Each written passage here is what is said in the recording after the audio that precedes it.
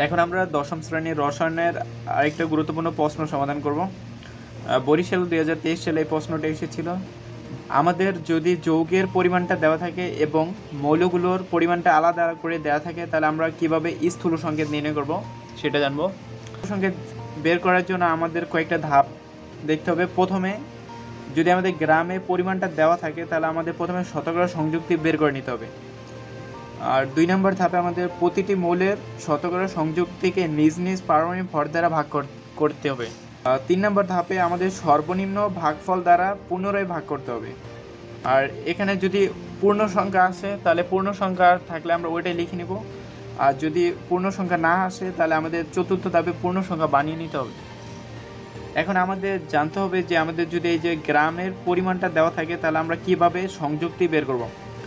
আমরা তো একটা সংযুক্তির বের করার সূত্র জানি, মৌলের ভর ইন্টু মৌলের পরমাণু সংখ্যা গুণন 100 ডিভাইডেড বাই যৌগের আণবিক ভর। এইটা আমরা জানি। এটা যখন যৌগের আণবিক ভরটা দেওয়া থাকবে, তো এখানে তো আমাদের যৌগটাই দেওয়া নাই, তাহলে কীভাবে বের করব? সেজন্য আমরা আরেকটা সূত্র মনে রাখব। এখানে নিচে হবে যৌগের ভর গ্রামে এককে যৌগের ভর, আর উপরে হবে যৌগের মৌলের পরিমাণ, মৌলের ভর গুণন 100। আমরা দ্বিতীয় সূত্রটা ব্যবহার করে মৌলগুলোর শতকরা পরিমাণটা বের করব। তাহলে এখানে হাইড্রোজেনের পরিমাণটা বের করব। প্রথমে আমাদের যৌগের মোট ভর, এটা বসবে নিচে 24.5, আর উপরে বসবে মৌলের ভর। এখানে আমাদের প্রথমে হাইড্রোজেনটা বের করব। হাইড্রোজেনের ভর দেওয়া আছে 0.5 গুণন 100%। তো এটাকে ক্যালকুলেট করলে আসবে 2.04%। ঠিক একইভাবে আমরা সালফারের শতকরা পরিমাণটা বের করব। নিচে বসবে মোট ভর 24.5 গ্রাম, আর সালফারের ভরটা দেওয়া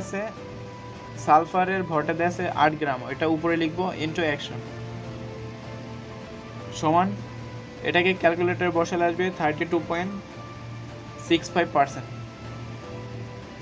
এখন অক্সিজেনের পরিমাণটা বের করব। নিচে বসবে মোট ভর আর উপরে বসবে অক্সিজেনের ভর।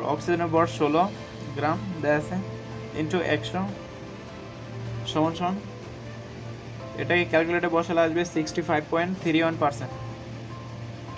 আমাদের প্রথম ধাপটা শেষ। এখন আমরা দ্বিতীয় ধাপে যাব। প্রতিটি মৌলের শতকরা পরিমাণকে নিজ নিজ পারমাণবিক ভর দ্বারা ভাগ। এখানে আমাদের প্রথমে হাইড্রোজেনের ভরটা নিব। উপরে বসবে শতকরা পার্সেন্টেজটা, আর নিচে বসবে ভর 4, আর হাইড্রোজেনের ভর জানি 1। তো এটাকে ভাগ করলে 2.04 আসবে। তারপরে আমাদের সালফারের পার্সেন্টটা দেওয়া আছে 32.65, আর আমরা সালফারের ভর জানি 32। তো এটাকে ভাগ দিলে আসবে 1.02। তারপরে উপরে অক্সিজেনের শতকরা পরিমাণটা বসবে 65.31, আর নিচে বসবে অক্সিজেনের ভর জানি 16। তো এটাকে ভাগ দিলে আসবে 4.08। এখন 2 নম্বর ধাপ কমপ্লিট করলাম। এখন আমরা 3 নম্বর ধাপে যাব। এখন এখানে দেখব যে সর্বনিম্ন ভাগফল কোনটা। এখানে দেখতে পাচ্ছি 1.02, এটার সর্বনিম্ন ভাগফল। তাহলে এই সর্বনিম্ন ভাগফল দিয়ে আমরা এটাকে ভাগ করব, এটাকে ভাগ করব। এখানে লিখে দেব 1.02 দ্বারা ভাগ সবগুলোকে। তাহলে এখানে আমরা এই যে এখানে আমাদের ভাগফল ছিল 2.04, তারপরে এখানে ভাগফল ছিল 1.02, আর এখানে ভাগফল ছিল 4.08।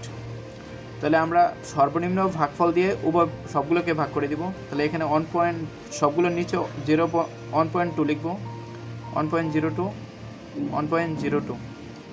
তো এটাকে ভাগ দিলে এখানে আসবে হচ্ছে 2 আসবে, আর এটাকে ভাগ দিলে তো 1 আসবে, আর এটাকে ভাগ দিলে 4 আসবে। তো এখন এখানে দেখতে পাচ্ছি আমাদের 2, 1, 4 সবগুলো পূর্ণ সংখ্যা। তাহলে এখানে আমাদের আর চতুর্থ ধাপ করার প্রয়োজন নেই। যদি এখানে আমাদের দশমিক সংখ্যা বা দশমিক আসতো, তাহলে আমাদের পূর্ণ সংখ্যা বানিয়ে নিত, একটা মান দিয়ে, নির্দিষ্ট মান দিয়ে গুণ করে পূর্ণ সংখ্যা বানিয়ে নিত। তো তাহলে আমাদের অনুপাতটা প্রথমে লিখব। এখানে হাইড্রোজেন অনুপাত সালফার অনুপাত অক্সিজেন, এই তিনটার অনুপাত আসে 2:1:4। তাহলে এখন আমরা এটার স্থূল সংকেতটা লিখব। স্থূল সংকেত লেখার নিয়ম হচ্ছে আমরা এই মৌলগুলোর নিচে এই সংখ্যাগুলো বসিয়ে দেব। যেমন এখানে হাইড্রোজেন, সালফার, অক্সিজেন, এখন এই সংখ্যাগুলো অনুপাতের সংখ্যাগুলো বসিয়ে দেব নিচে। তাহলে 2, 1 আর 4। তাহলে 1 থাকলে লেখার প্রয়োজন নেই, তাহলে আমাদের যৌগটা হবে H2SO4 অর্থাৎ সালফিউরিক অ্যাসিড। তাহলে এভাবে আমরা যৌগের পরিমাণটা দেওয়া থাকলে এবং মৌলের পরিমাণটা দেওয়া থাকলে আমরা স্থূল সংকেত বের করব।